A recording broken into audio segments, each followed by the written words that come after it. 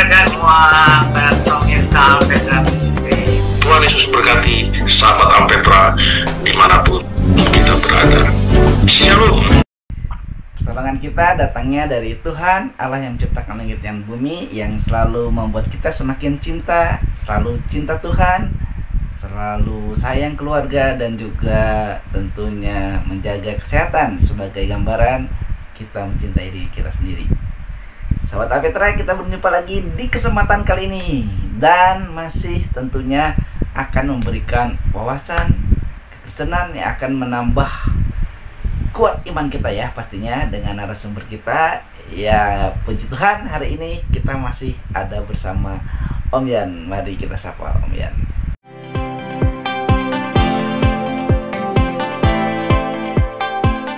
Om, apa kabar Om? Halo, puji Tuhan, sehat. Om, mungkin kita langsung aja ya Om, membahas tentang tema kita hari ini, pemahaman Alkitab dari kitab Injil Yohanes pasal yang ke 7 ayat 37 sampai 44, yaitu tentang air hidup. Kalau ini lembaga Alkitab kasih judulnya air sumber hidup. Om, sebelumnya mungkin Om bisa jelasin Om, apa sih maksudnya air sumber hidup itu Om? Yaitu satu air hidup ini satu gambaran yang sederhana sebenarnya ya, supaya pembaca bisa menangkap bahwa manusia tidak mungkin hidup tanpa air. Nah, ini dianalogikan ke yang jauh lebih penting lagi, itu tentang hidup kekal di sorga, yang bisa kita alami sejak di dunia, tapi syaratnya itu percaya sungguh-sungguh kepada Tuhan Yesus Kristus. Jadi begitu kita membuat keputusan untuk percaya dan menerima sungguh-sungguh Tuhan Yesus Kristus dalam hati dan kehidupan kita, maka kita akan mengalami satu mujizat sebenarnya, yaitu kelahiran baru secara rohani. Ini nyambung dengan Yohanes pasal 3 itu. Jadi ini tapi dalam suasana lain ya. Jadi kalau di Yohanes pasal 3 itu Nikodemus, seorang ahli agama Yahudi ya, yang percaya sungguh-sungguh perjanjian lama. Tetapi sekarang ada sikonnya yang baru. Ini perempuan Samaria. Nah, perempuan Samaria ini boleh dikatakan ya bukan kafir sama sekali, karena perempuan Samaria ini ternyata dia menyukai juga ajaran Yahudi perjanjian lama gitu ya. Lalu juga dia perhatikan tentang berita tentang Yesus sebagai Mesias gitu ya. Lalu pas ketemu, nah ini jadi sudah di dalam rencana Tuhan. Jadi Tuhan Yesus Kristus sudah tahu ini siapa yang mau mencari keselamatan, mau mencari hidup yang kekal. Jadi Tuhan Yesus sengaja gitu. Nah, itu pelajaran yang berharga, bahwa Tuhan Yesus tahu hati manusia, siapa yang betul-betul merindukan keselamatan, merindukan yang kekal. Nah, itu pasti Tuhan Yesus akan membuka jalan. Bahkan Tuhan Yesus seringkali membuat inisiatif untuk menemui orang yang mencari keselamatan kekal dan hidup yang kekal. Nah, ini kisah perempuan Samaria itu begitu. Jadi bukan kebetulan itu, bukan. Oh, bukan ya, bukan karena lagi cari air, nimba air gitu. Wah, kebetulan enggak ya. Memang perempuan itu memang lagi mencari air untuk kehidupan sehari-hari. Dan daerah sana kan daerah panas gitu ya, susah mendapatkan air. Ditambah lagi dia malu karena kehidupannya itu jadi diomongin banyak orang karena dia itu perempuan yang gak benar gitu. Tapi di dalam hatinya dia itu sebenarnya untuk bertobat, untuk ketemu Tuhan yang benar. Tapi ya begitulah. Jadi ada satu pihak dari manusia yang mencari keselamatan yang kekal, tetapi ada satu pihak Tuhan mengetahui siapa-siapa yang betul-betul hatinya mau terbuka kepada kebenaran yang kekal itu. Nah, disitulah ceritanya. Jadi antara rencana Allah di dalam Tuhan Yesus untuk menyelamatkan manusia, ada satu sisi dari pihak manusia itu sebenarnya mau terbuka atau tidak. Oh iya, kuncinya itu ya manusianya sendiri mau nggak? Ya, dan kita tidak mempertentangkan hal itu. Jadi ada doktrin ya yang menekankan tentang anugerah semata-mata. Kita tidak menolak itu. Tetapi juga ada anugerah yang menitik beratkan usaha manusia. Nah itu sebenarnya nggak benar juga. Tapi bahwa ada inisiatif Allah, ada juga keterbukaan dari pihak manusia. Itu penting. Nah itu dia ya penting, itu harus dicatat nih sama sobat Alpetra nih. Nah Om selanjutnya ya Om, kalau di sini kan di ayat 4 di pasal 7 ayat 37 itu, dan pada hari terakhir yaitu pada puncak perayaan itu Yesus berdiri dan berseru, barang siapa haus baiklah ia datang kepadaku dan minum. Tadi dijelasin sama Om ya kenapa haus, karena butuh air kehidupan itu tadi, termasuk perempuan, dan perempuan yang Samaria juga Nikodemus. Nah Om, ini maksudnya hari pada puncak perayaan itu perayaan apa ya Om? Pondok Daun ya Om ya? Ya yang menurut konteksnya saja di situ ya. Ya. Jadi ini melanjutkan begitu. Jadi banyak orang yang berkumpul di Yerusalem gitu. Dan ada pihak Tuhan yang betul-betul berinisiatif menyelamatkan siapa-siapa. Tapi ada pihak manusia juga yang mau terbuka kepada kebenaran yang kekal itu. Gitu. Ya, Om. Nah, oke Om. Ini ayat selanjutnya ya Om. Ayat 38, barang siapa percaya kepadaku seperti yang dikatakan oleh kitab suci, dari dalam hatinya akan mengalir aliran air hidup. Nah Om, pertanyaan yang pertama tentang ayat ini tuh, kenapa sih Om selalu Tuhan Yesus bilang sesuai dengan kitab suci gitu, sesuai dengan kitab suci? Emang kitab sucinya yang mana Om? Waktu Tuhan Yesus itu ada kitab suci Om? Nah ini pertanyaan yang bagus ya. Jadi kitab suci yang dimaksudkan di dalam ayat ini dan juga di Perjanjian Baru itu menyinggung Perjanjian Lama. Kan Perjanjian Barunya belum. Oh iya ya. Belum ada. Oh iya. Tuh, itu kitab suci.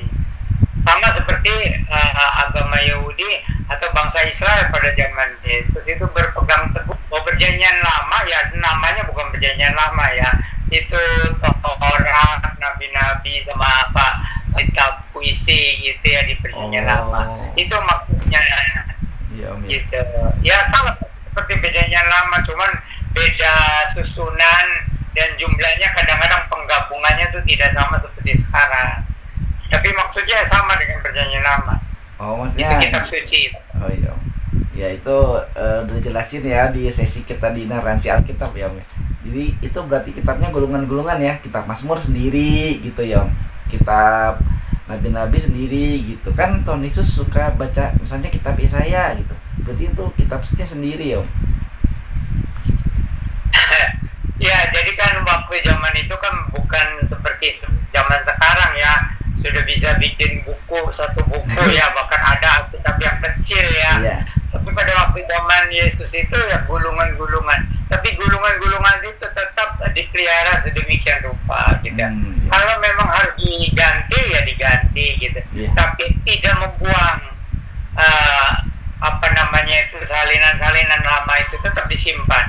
Supaya kalau ada orang mempertanyakan keaslian itu ya harus bisa ditemukan gitu. Jadi betul-betul bangsa Yahudi itu memelihara ketat keaslian Alkitab Perjanjian Lama, meskipun namanya bukan Perjanjian Lama, namanya itu ya Taurat dan nabi-nabi, dan ditambah dengan kitab puisi, tapi puisinya yang maksudnya itu seperti Mazmur, Amsal gitu. Ya.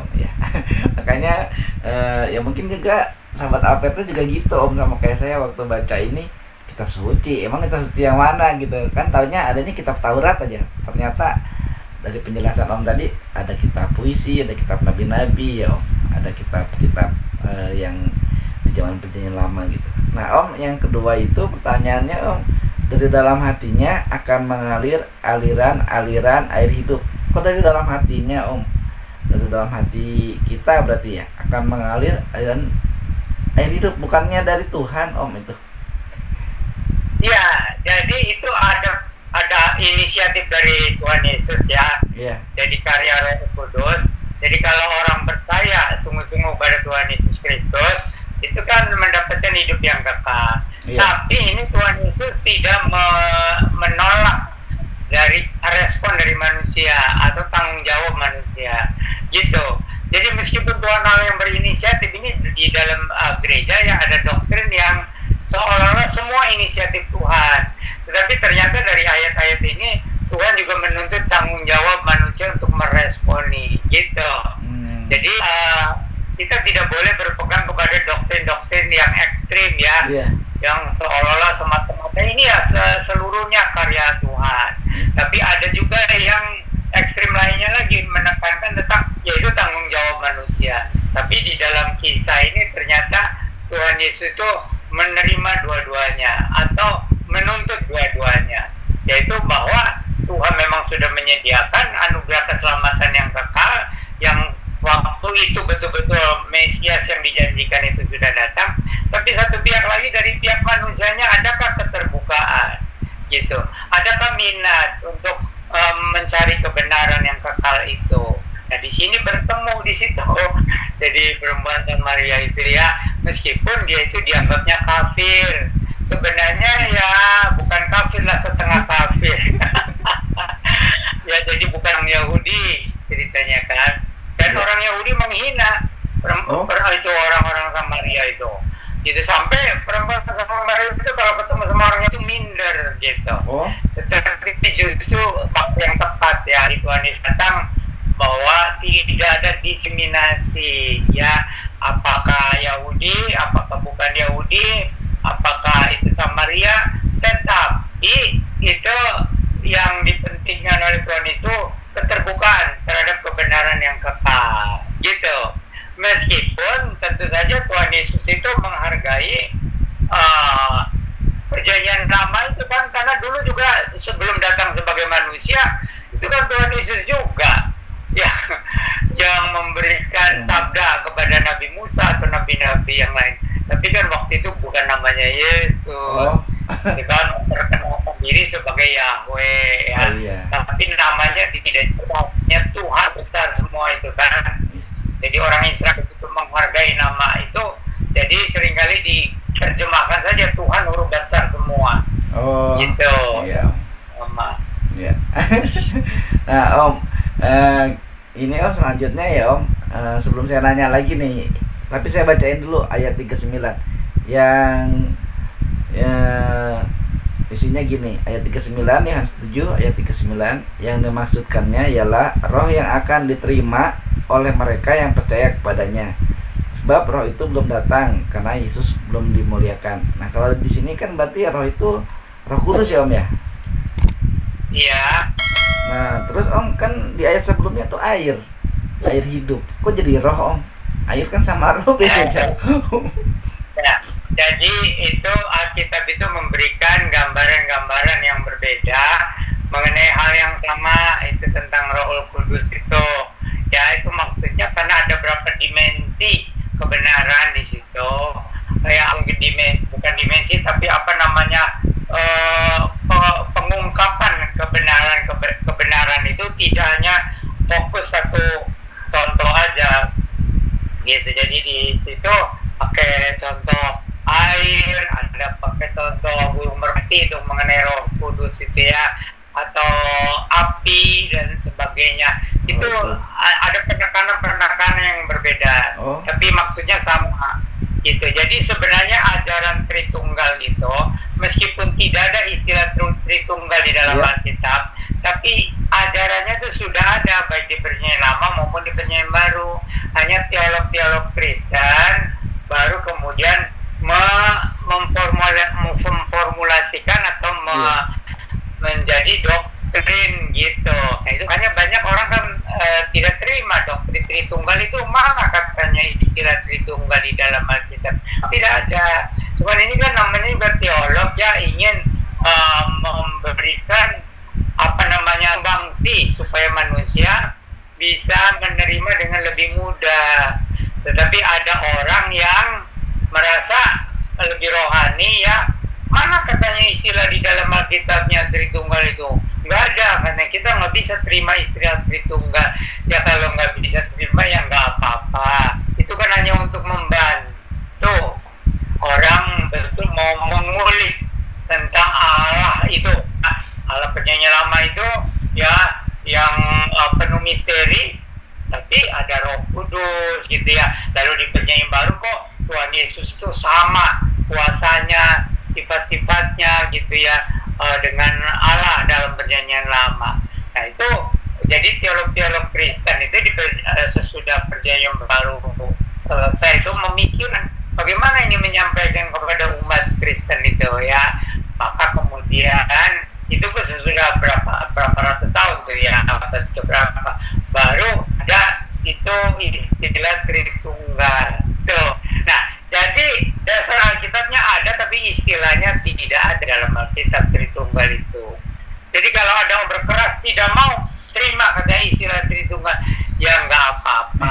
Cuma ini warisan gereja. Iya. Warisan teolog Kristen dari zaman dulu gitu. 3 abad pertama atau 4 abad pertama gitu. Oh iya. Ya. Baik Om, ini juga nih sahabat Petra ya, Om juga pernah jelasin, silakan nanti dicari videonya ya tentang makna Roh Kudus tuh. Dijelasin sama Om itu adalah Roh Kudus itu merpati, air, terus juga api ya Om, angin. Pokoknya ada 7 lambang ya kalau yang udah jelasin sama Om tuh. Silakan ya sahabat Petra cari sendiri deh videonya, ada di channel kita ya. Ya Om, nah terus Om ini kan roh yang akan diterima oleh mereka yang percaya kepada Tuhan Yesus ya Om, itu kan berarti Roh Kudus itu gitu Om. Nah, lalu kenapa Om ada ditulis di sini sebab roh itu belum datang karena Yesus belum dimuliakan. Jadi waktu itu nggak ada roh Tuhan gitu Om, nggak ada Roh Kudus. Ya Roh Kudus ya ada, kekal ya, ada Perjanjian Lama ada, dalam kehidupan Yesus ada, dalam nabi-nabi juga itu kelahiran Yohanes Pembaptis pun ada. Cuman ini khusus menunjuk kepada Roh Kudus yang akan mewakili kehadiran Yesus dan kehadiran Allah Bapa. Jadi ada istilah khusus. Jadi ini Roh Kudus meskipun dari sejak Perjanjian sudah ada kekekalan sudah ada, tapi yang dibahas di sini dan di Perjanjian Baru itu Roh Kudus yang menggantikan kehadiran Tuhan Yesus di dunia ini. Gitu. Karena Tuhan berkata, di mana ada 2 atau 3 orang berkumpul di dalam namaku, aku ada di tengah-tengah mereka. Nah, bagaimana mungkin kalau Tuhan Yesus sendiri yang hadir? Nah, itu melalui Rohul Kudus. Gitu. Nah, ini jadi pertanyaan juga Om, karena ada kan berarti Roh Tuhan itu ada juga waktu Tuhan Yesus hidup itu gitu. Karena kan gimana ya jadi waktu kan belum diterima katanya, sedangkan manusia kan diciptakan oleh Tuhan dari Roh Allah ya Om, dari nafas Allah. Nah coba ya lebih jelas lagi ya. Iya. Jadi Roh Kudus di Perjanjian Lama sudah ada, Roh Kudus waktu di dalam pelayanan Yesus bahkan Yohanes Pembaptis ada. Iya. Tetapi Roh Kudus yang dijanjikan oleh Tuhan bagi orang percaya itu yang khusus mewakili kehadiran Tuhan Yesus Kristus di dunia. Jadi khusus gitu. Jadi kalau orang sekarang mengatakan mana Yesus itu mana katanya buktinya. Nah itu kita sudah tidak bisa lagi melihat Tuhan Yesus di dunia ini. Nah itu sudah diwakilkan kepada Tuhan Yesus Kristus. Lalu bagaimana syaratnya bisa menerima? Dengan iman percaya gitu. Jadi orang sungguh percaya kepada Tuhan Yesus Kristus ya akan mengalami kuasa Roh Kudus. Bahkan ada ajarannya itu sebelum orang mengalami keselamatan dalam Tuhan Yesus Kristus, Roh Kudus itu sudah bekerja menyadarkan dosa gitu, lalu mempersiapkan orang itu untuk bisa menerima Tuhan sebagai Mesias, juru selamat yang dijanjikan. Jadi Roh Kudus itu kekal juga di Perjanjian Lama, juga di dalam masa antara penyelaman dan Perjanjian Baru, juga dalam waktu pelayanan Yesus gitu. Nah, jadi kita harus mengerti konteksnya. Nah, ini penting, belajar Alkitab itu harus belajar konteksnya supaya memahami gitu. Iya Om, makanya kelas asal comot jadi cocokologi ya Om. Kan banyak yang begitu tuh Om. Nah, terus Om, kita lanjutin ya Om, tapi ini juga saya bacain dulu ya ayatnya ya Om. Di ayat 40 sampai 42 nih Om. Beberapa orang di antara orang banyak yang mendengarkan perkataan-perkataan itu berkata, dia ini benar-benar nabi yang akan datang. Yang lain berkata, ya ini Mesias. Tetapi yang lain lagi berkata, bukan, Mesias tidak datang dari Galilea. Karena kitab suci mengatakan bahwa Mesias berasal dari keturunan Daud dan dari kampung Bethlehem tempat Daud dahulu tinggal. Nah Om, ayat ini yang menarik, pertentangan itu selalu ada ya Om. Jadinya ya Om, yang satu bilang ya ini Mesias, ini Daud, ini anak Daud, ini anak kayu, gimana Om? Ya, jadi kita bersyukur kepada Tuhan ya, karena kalau perjanjian baru itu kita bisa menyelidiki itu, semuanya ada di situ. Tapi waktu zaman Yesus kan, jadi Alkitabnya cuma perjanjian lama waktu zaman Yesus itu. Jadi maka banyak orang yang bertanya-tanya. Tetapi sebenarnya dengan melihat ajaran, dengan mendengar ajaran Yesus, dengan melihat mujizat Yesus gitu ya, itu mestinya orangnya kalau dia terbuka kepada gerakan Roh Kudus, mestinya ya percaya dan menerima Tuhan Yesus Mesias yang dijanjikan gitu. Nah bagi kita sih sebenarnya sudah lebih dari cukup ya untuk tanda-tandanya bahwa Yesus itu adalah Mesias Juru Selamat yang dijanjikan di dalam perjanjian lama. Jadi kalau ada orang yang dengan keras hati melawan, nah itu memang orang itu gimana ya, jadi mengeraskan hati lah gitu. Tapi kalau dipilih oleh Tuhan nanti pada satu hari akan membuka hatinya.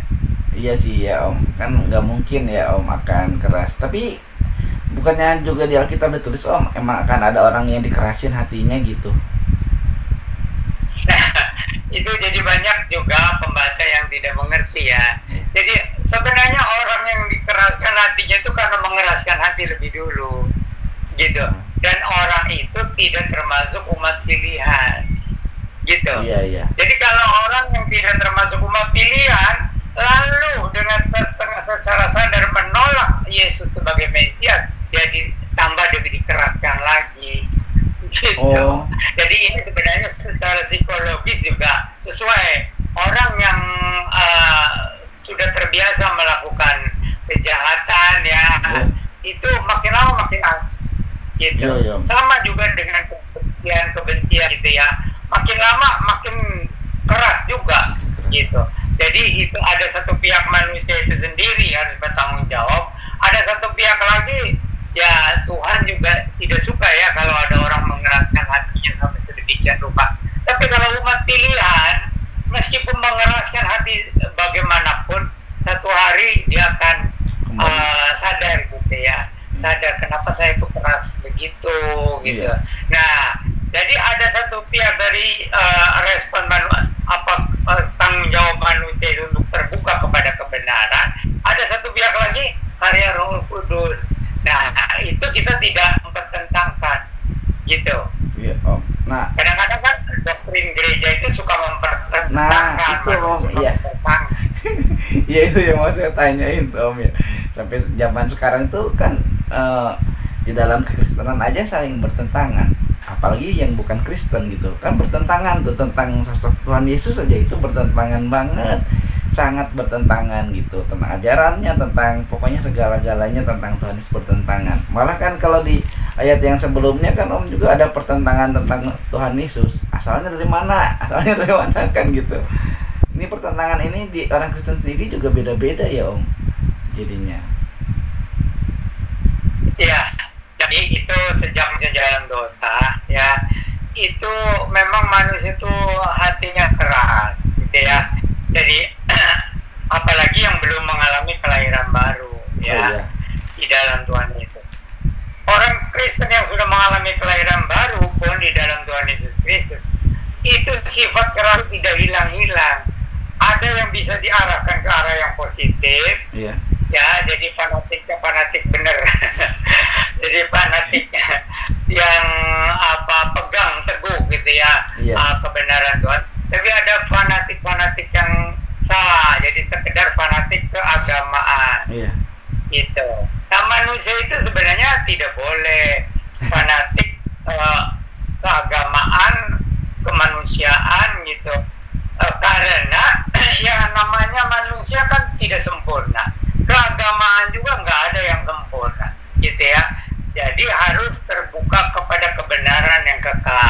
Cuma manusia kan berbeda-beda tingkatan kekerasan hatinya itu. Beda-beda. Manusia itu memang berbeda satu sama lainnya ya. Ada persamaan pokok, ada banyak perbedaan. Nggak apa, karena tidak ada rencana Tuhan yang gagal. Iya.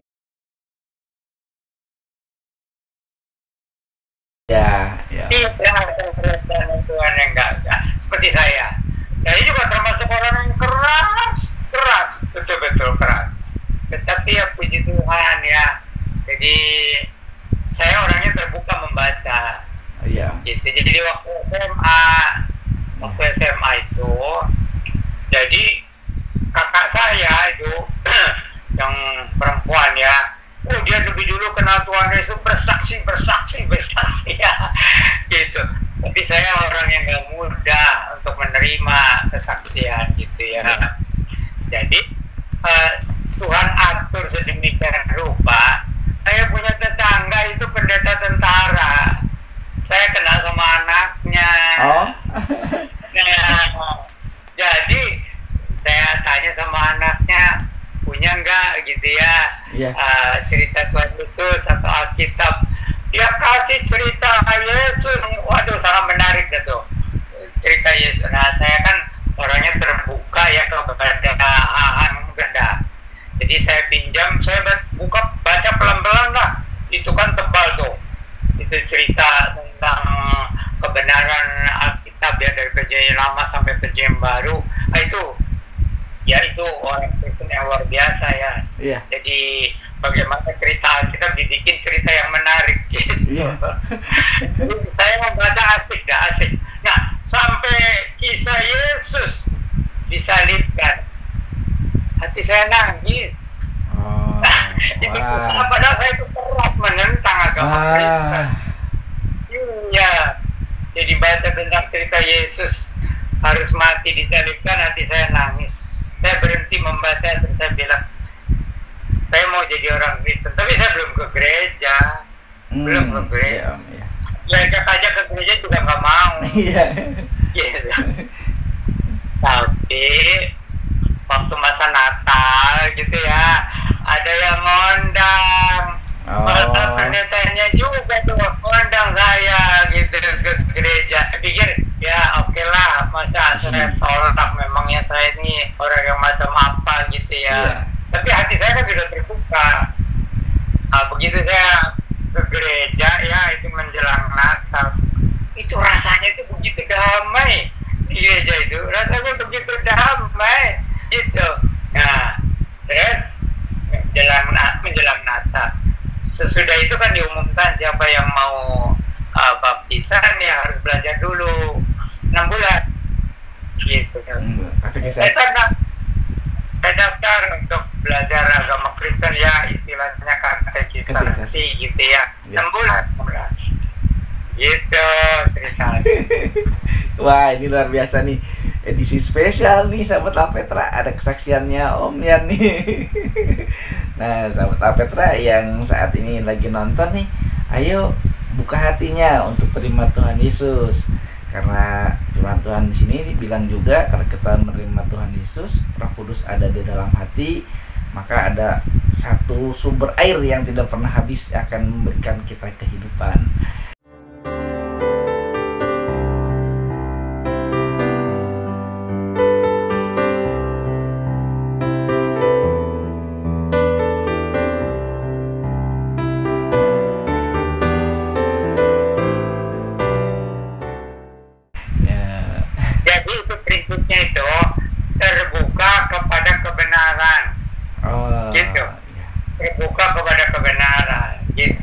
Tapi kebenaran sekarang digituin Om.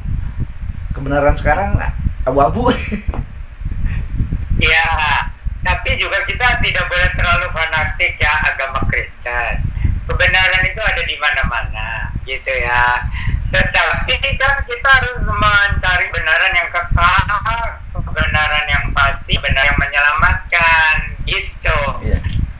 tidak fanatik. Itu kebenaran itu hanya ada di dalam agama Kristen. Kalau keselamatan yang kekal yang dijamin memang adanya di dalam Tuhan Yesus Kristus. Iya. Tapi juga bukan di dalam agama Kristennya, tapi di dalam Tuhan Yesus Kristusnya. Iya. Coba ada kan banyak aliran agama Kristen, ya kan? Iya. Tidak semuanya mengajarkan keselamatan yang kekal. Nah, kan? Macam ajarannya, gitu. Iya, itu makanya Om tadi. Maka harus punya dasarnya itu Alkitab, penyelaman dan penyembaru. Harus punya dasar supaya bisa memilah-milah Iya. kebenaran itu. Udah dasarnya Alkitab juga masih aja bertentangan ya Om. Nah, itu. Jadi umat Kristen juga harus tahu ya. Kalau yang namanya bidat-bidat Kristen itu, Iya. atau bidat-bidat apa aja, itu biasanya itu di doktrinnya sedemikian rupa, diulang-ulang gitu ya. Oh. Sampai betul-betul untuk tanya jawabnya juga diulang-ulang. Oh, gitu. Saya baru tahunya itu yang apa ya, aliran saksi Yehova itu. Iya. Bagaimana mereka dilatih untuk tanya jawab gitu. Oh, saya baru tahu ya. Nah, kalau Kristen ini jarang yang mendoktrin begitu. Kalau Kristen kan biasa pengajaran yang orang boleh bertanya, orang boleh berpikir. Tetapi kalau yang namanya bidat-bidat Kristen itu didoktrin sedemikian rupa, tanya jawab gitu, dilatih untuk kalau ada orang bertanya tentang ajarannya bisa langsung dijawab. Makanya jangan heran tuh kalau bidat-bidat itu ya, lancar tuh jawabnya. Iya. Kita mau nanya apa aja seolah-olah bisa dijawab, seolah-olah. Iya. Itu Om. Makanya mungkin harus pintar apologet sedikit-sedikit, harus tahu juga ya. Mungkin jemaat nih zaman sekarang, apalagi ini udah akhir zaman akhir kata Om tuh. Jadi kita harus semakin kuat ya Om. Tapi juga ya, pelajaran katekisasi Kristen nih, meskipun aliran yang benar sekalipun, mungkin kita boleh belajar tuh dari caranya bidat itu.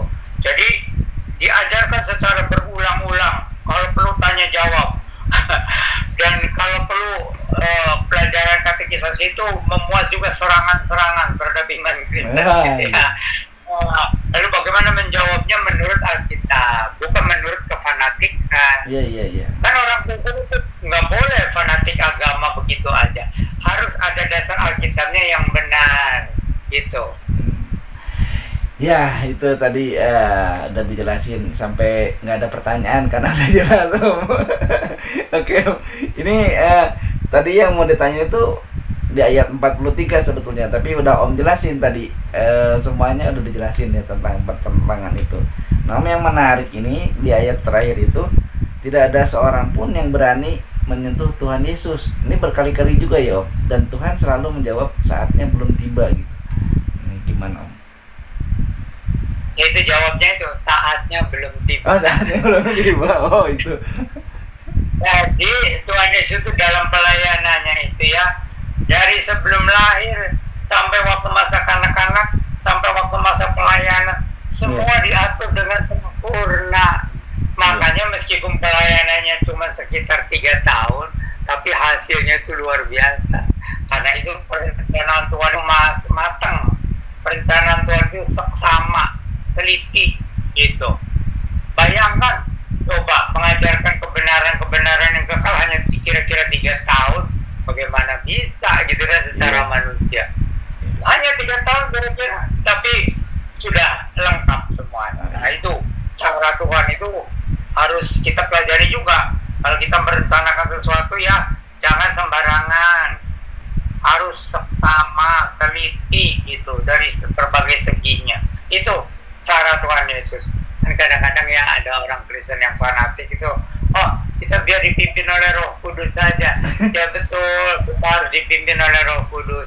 Jadi itu Tuhan Yesus sendiri yang adalah penjelmaan untuk firman Allah juga harus bagaimana belajar dengan seksama gitu. Iya. Terlalu itu ya dan juga itu seperti bodoh. Iya. Itu ya seperti juga Om sering ajarin tuh kalau kayak berdoa juga ya Om ya. Kan orang suka fanatik agama gitu. terus doa juga gitu. Kata Om kan, iya berdoa bagus boleh, tapi kalau kamu nggak melakukan sama aja, kata Om gitu kan. Berdoa ya berdoa, tapi kalau nggak melakukan apa yang didoa itu ya sama aja bohong, kata Om gitu dulu. Makanya itu dilakukan Om. Doa juga harus ya sambil bekerja ada yang dilakukan gitu. Ya jadi begini, ada yang kita hanya bisanya mendoakan. Iya. Ya, itu hal-hal yang kita tidak mampu melakukan. Iya. Tapi ada hal-hal yang kita harus melakukannya meskipun harus belajar. Iya. Belajar dari hal-hal sedikit yang sederhana sampai nanti Tuhan pimpin kepada sampai hal-hal yang lebih besar. Gitu. Jadi itu semua kita perlu juga pimpinan Roh Kudus, tapi ada usaha kita juga belajar. Nah itu ya. Bertahap demi bertahap. Iya Om. Begitu. Iya Om. Mungkin sedikit juga nih Om, dulu juga kata Om kan yang tadi karena Om udah bilang kalau mendoakan aja gitu ya Om ya. Kan kalau misalnya kalau saya dulu sama Om jalan kunjungan ke jemaat gitu, Om nggak hanya ngedoain sih, kalau sakit Om usahakan supaya dia ke rumah sakit, ke dokter, atau Om entah gimana gitu Om kasih sesuatu sama jemaat itu. Nah itu yang saya lihat dengan mata kepala sendiri kan. Jadi saya mau niru tapi kata Om kamu belum bisa gitu, jadi jangan maksain. Ya Om masa saya doain doang, kata saya gitu. Mungkin tadi itu ya Om penjelasan dari Om ya. Kalau mendoakan juga udah cukup sebetulnya ya Om, asal benar tulus gitu. Ya ada yang kita hanya bisa mendoakan, tapi kalau ada yang kita bisa lebih dari itu ya cobalah. Jadi jangan jadi orang munafik. Iya. Gitu. Ya udah saya doakan kamu sembuh, nggak usah ke dokter, nggak usah minum obat, itu kan fanatik gitu. Nah itu Om Jadi, maksudnya kan, iya kan Om. Saya lihat betul. Kata Om bersaksi tadi itu Om. Saya catat itu Om di sini. Oke Om, mungkin itu aja tentang sumber air hidup ya Om ya. Jadi daripada nanti melebar kemana-mana di kesempatan kali ini, Om mungkin bisa berikan closing statement Om tentang air sumber hidup ini.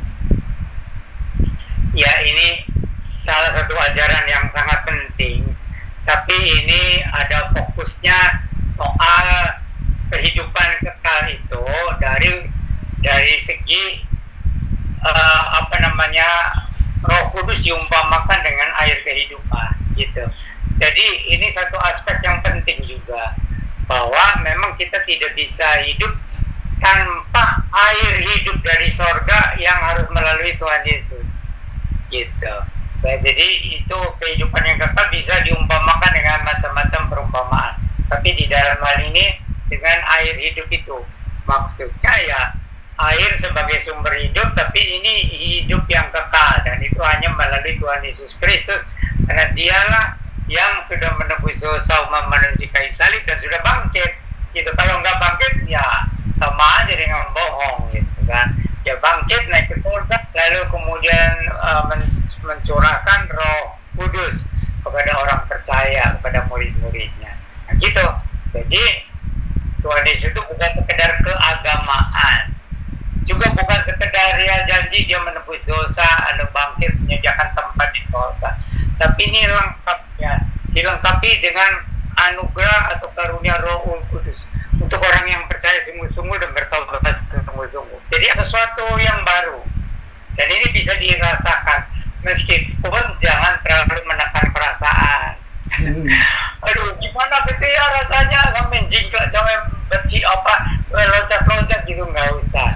Tapi harus ada yang dirasakan, sukacita pengampunan dosa yang dijamin oleh darah Yesus gitu, dan oleh kebangkitannya pengharapan nanti surga sudah disediakan oleh Tuhan Yesus Kristus.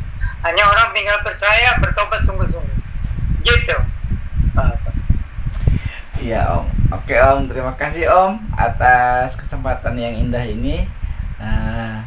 Dan Om, kita selalu doakan, saya juga selalu doakan supaya Om terus sehat dan bisa melayani dan berbagi di Alpetra Ministry. Terima kasih Om atas kesempatan. Amin. Baik sobat Alpetra Ministry, sampai sini dulu. Salam cinta Tuhan, cinta keluarga, dan jaga kesehatan. Shalom, Maranatha. Tuhan Yesus memberkati. Amin. Amin.